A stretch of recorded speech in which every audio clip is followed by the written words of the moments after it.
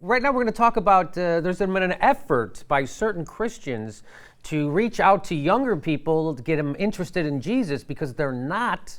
And if people's parents don't make them go to church when they're in high school, they don't go because sometimes high schools are smarter than their parents, right? Mm-hmm. So here is an effort. There's been an effort to make Jesus very hip. There's a guy named Brett McCracken. He's the author of the book called Hipster Christianity. And here he is talking about this very phenomenon. A lot of these hipster Christians are kind of trying to form their own communities because what they've experienced in the past, maybe the church that they grew up in, was very kind of unfriendly towards intellectual things and artistic things, and they're biased against that now, so they feel like they have to create their own different community. I think any time where the church is giving off this impression that they're not friendly towards something like art or intellectual matters, I think that's a bad thing. We need to work towards having communities where all these perspectives and all these passions and ideas can be collected into one. I can identify why I said that. Okay, so that was Brett McCracken. Not Phil. Funny name. Not Phil. Not Phil McCracken. So he has criticized churches in the past for trying to become too hip. But Pentagon blogger Amanda Marcotte, she makes the point that all this hipness that they're trying to bring to Christianity is just sugarcoating the ugly underbelly of Christianity, which is discrimination, anti-women, anti-gay agenda in many evangelical circles. And let me say this, I noticed this trend when they started doing the Christian rock, right? So, it's Christian rock or metal Christian rock. And to me, there is no such thing as Christian rock, right? Because rock and roll, it was invented as inherently to protest the establishment, right? Rock and roll is protesting, right? Isn't it rebellious in nature? And so for you to slap this Christianity thing on it, it's just it doesn't go together. It's like Christian porn. It doesn't work, right? Hey, look, I got a Christian dildo. It doesn't work. You can't say it's not real, though, because you know that one time or another, you've been in the car flipping through the channels and been like, ooh, I kind of like this song. What? Yes. When did Jesus come into this song? That has happened. There's no doubt that has happened. Everyone. Yeah, so you're listening to a Christian song and you think it's got a good beat and easy to dance to. And the next thing you know, they're talking about the sweet, sweet love of Jesus. And you're like, oh, well, this. Awkward. And then I'm like, oh, this isn't rock and roll. This is bullshit. And then I turn the channel. So what do you feel like making love to Jesus?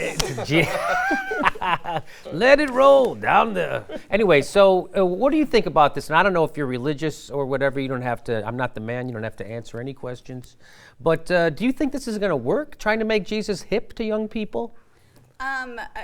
Do I think it's going to work? It hasn't worked in the past. I mean, like you pointed out, this is nothing new. They are constantly changing and evolving, sort of, to try to appeal to the younger generations. But the problem is that we're growing up more open than ever before. And, we want to accept other people of other religions. We want to accept people of other sexualities. We want to accept the fact that maybe women can do more than just be under the guidance of their husband. And until they change those issues, I don't think it's going anywhere. Well, God wants the man to be the head of the household. Now, certainly you listen to a woman's input, but in the final analysis, it has to be the man. Well, I think we've noticed that you're the one leading this panel and not me. There you go. You know why? Because there's a God. Yeah. All right. Jimmy Dore, the guest host ordained by God. Or Steve-O. Whoever. Another guy. What do you think about this hipster Christian movement, John? You have to have some thoughts on it. First You look of all, pretty hip yourself with your facial hair. Do I look Christian? I should grow out my hair. I get very uncomfortable when I hear about Catholic leaders reaching out to young people. I think that they've done enough of that. They should keep their hands to themselves, perhaps. But first of all, and this is mentioned in one of the what are you supporting talking articles about? we had. Yeah. I don't know what you mean. You know what I'm talking about, specifically you. Yes. Hipster, that's supposed to be cool? First of all, nobody thinks that hipsters are cool. That's the only thing that you think about hipsters is that they're not cool. They're ironically cool to hipsters and hipsters alone. Oh. And so I think that they could have just Googled that. Like hipsters are not cool. Anybody who is trying to be cool, that will never work. The only people who've ever made a conscious effort to be cooler and had it work is like Justin Timberlake. He's like the one man in the history of this country. No one else can do it. You just look stupid. And the problem with Christianity is not that they're not wearing skinny jeans or that they don't have frosted tips to their hair. It's that their guiding philosophy and how they view different segments of our country and different segments of our value systems are based on things that weren't true thousands of years ago. They need to change that. And they're trying to create a community that's open and accepting and tolerant. We have that community. They're just not in it. It's everything outside of the church. Leave the church and you can join that community. It's much easier than changing your entire wardrobe. That is a good, well put, John. I think that ends the show. No, we're gonna.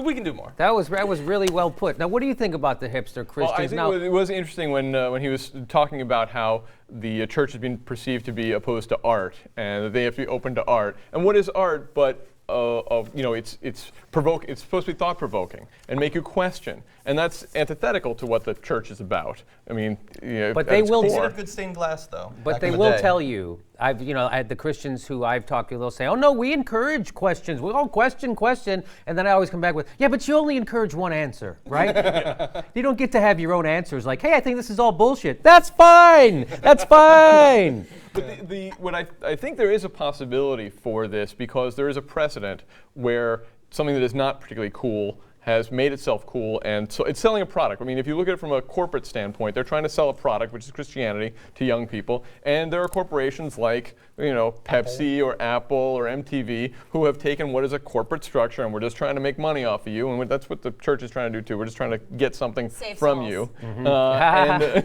and you package it in a cool, hip way, and convince people to buy into it. It's happened, but the problem is that Pepsi and MTV and Apple spend a tremendous amount of money figuring out the best way to do this, and they're very savvy and they know what they're doing, and the church is not. We can't ignore the really awesome thing about this, though.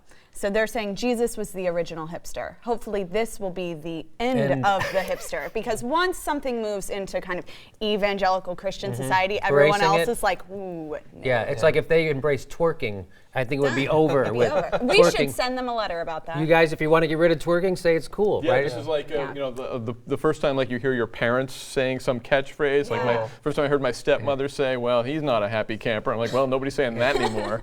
You liked that expression before that? Yeah, this was 1982. That's terrible. It's before you were born, come on, son. John, talk to the hand. All right. If. All right, well, Jen, you get the last comment. Would you like anything else to say about the hipster Jesus Christian? Yeah, I mean, I guess I'll just say I think the best example of a hipster Christian would be Noah, because he was into woodworking. He liked animals more than people, and he, went against the crowd. So that's all I have to say about that. Very good, very good. And he was against swimming. So